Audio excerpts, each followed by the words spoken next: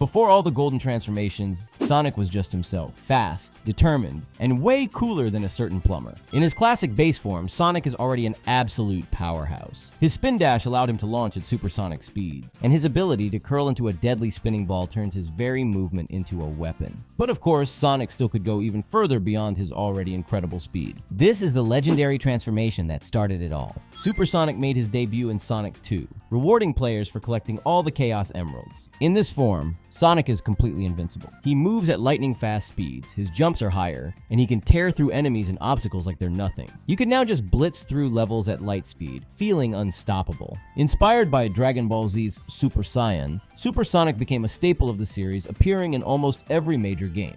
But what if Super Sonic was dangerous? What if tapping into chaos energy didn't just make him stronger, but also twisted his mind? That's exactly what happened in the comic. In Sonic the Comic, a UK exclusive series published by Fleetway, Super Sonic wasn't a heroic transformation. Instead, he was a monstrous, uncontrollable force that emerged when Sonic was under extreme stress. Sonic in this universe absorbed evil energy from the Chaos Emeralds, and the result was terrifying. Imagine Sonic losing control of himself, becoming a destructive, sadistic force. Fleetway's Super Sonic was a nightmare. He didn't just defeat his enemies, he enjoyed tormenting them. This made for some of the most intense storytelling in Sonic history. Every time Sonic risked tapping into the emeralds, he was gambling with losing control entirely. But if you thought Fleetway was extreme, just wait until Sonic unlocked a form that was so strong it was never used again. If Super Sonic was powerful, Hypersonic was omnipotent. With the Super Emeralds, Sonic's fur flashes between multiple colors, leaving a trail of afterimages wherever he moved. His speed is beyond comprehension, and his new double jump can wipe out every enemy on screen in an instant. He can even breathe underwater. The Hedgehog's most famous weakness had been taken care of. But Hypersonic still had a major weak point: Sega itself. That's because he never returned since Sonic 3.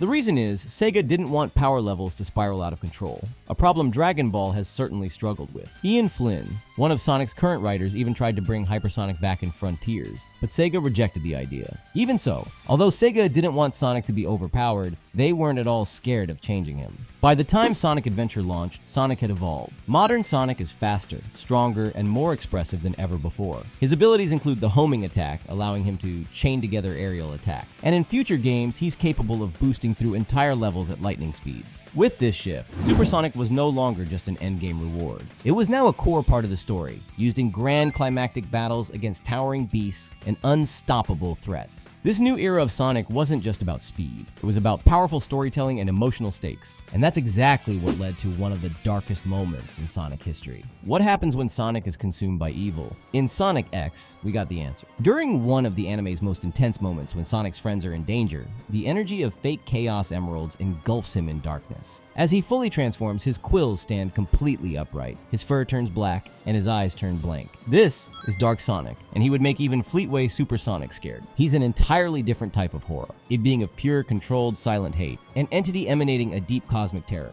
We never learned what Dark Sonic truly was. He only appeared once, making him one of the biggest mysteries in the series. Could Sonic tap into this power again? Or is it too dangerous? One thing's for sure, Sonic is not invincible to his own emotions, and sometimes power comes with a cost. In Sonic and the Secret Rings, Sonic absorbs 3 of the world rings: the Ring of Rage, Sadness, and Hatred, being consumed by their overwhelming energy. The result, a raw, unrestrained, and angrier Sonic. His abilities are also different. Rather than sheer invincibility, he gains elemental powers, including flames, wind control, and teleportation. Dark-spine Sonic lashes out at his enemies, even mocking Arizor Jin as he completely overpowers him. The sheer ferocity of his attacks is a stark contrast to Sonic's usual fighting style. However, imagine if Sonic was forced to channel those emotions once more, but the result was different. Imagine if instead of becoming unrestrained, he maintained control. This is the most controversial transformation in Sonic history. The Werehog. In Unleashed, Sonic is hit by an overwhelming blast of dark Gaia energy, twisting his very DNA. At night, his body mutates, having a complete physical transformation.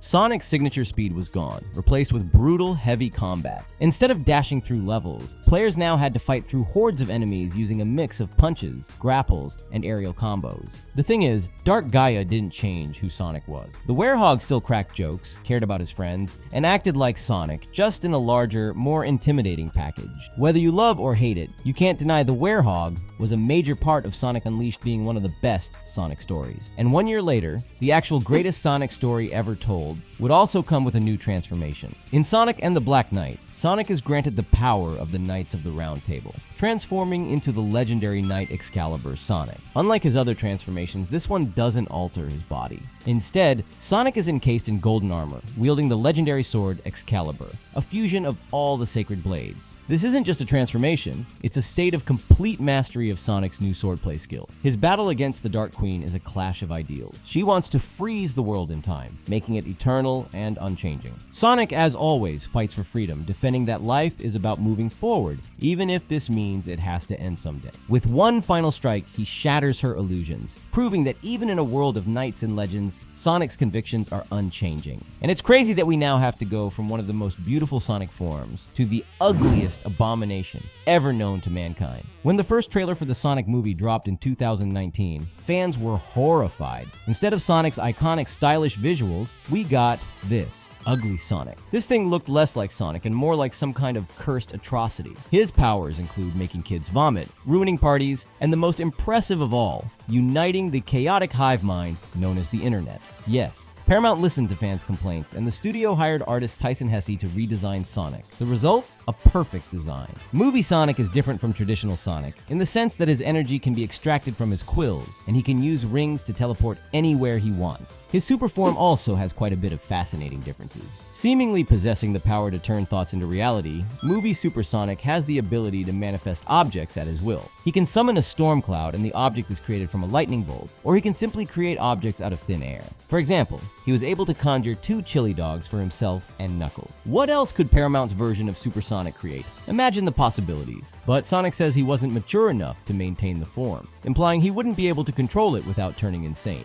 as Knuckles warned. The possibility of Sonic going mad from his super form sounds similar to what we saw with Fleetway Super Sonic. These unique characteristics of Movie Super Sonic weren't cited again in the third movie, but the possibilities are open for the writers to do many interesting things with them. Until then, the animated side of Sonic keeps introducing new transformations. When Sonic taps into the Paradox Prism's energy in Season 2 of Sonic Prime, he transforms into Prismatic Sonic, and this form is the coolest thing in the show. He's so unstoppably fast that not only he leaves after images behind like Hypersonic, he can literally go back and interact with them, so he may be faster than Hypersonic. And this might not even be his full power. The prism was still incomplete, meaning we could have seen an even stronger version of him in Season 3. Unfortunately, that didn't happen, but we soon got an evolved version not of Prismatic Sonic, but Super Sonic itself. At the end of Sonic Frontier's Final Horizon update, Sonic uses the power given by the Ancients to unlock Super Sonic 2, an evolved version of Super Sonic with intense blue eyes, a blazing red aura, and exponentially bigger power. I gotta say it's probably his coolest looking form ever. Yet during his battle with Supreme, Sonic is forced to go even further. Super Sonic Cyber is Sonic at his absolute peak, tapping into his cyber corruption energy for one final devastating attack. His eyes glow with a haunting, white-hot energy, and his body crackles with pure chaos. He looks eerily similar to Fleetway Super Sonic, and his unstable, explosive power makes this one of the most jaw-dropping final resorts in Sonic history. What's also jaw-dropping is the fact Sonic's robotic nemesis has just as many transformations as him. Metal Sonic has evolved in many bizarre ways throughout the decades, and to find out about his most outrageous forms, all you have to do is click this video on your screen before it disappears forever.